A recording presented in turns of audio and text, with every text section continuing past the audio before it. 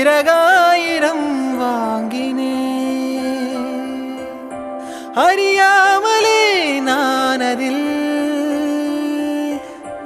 அரியாசனம் செய்கிறேன். இலை உதிரும் மீண்டும் துளிரும் வெண்ணிலவும் கரையும் வளரும் உன் நினைவும் அதுபோல் மனதை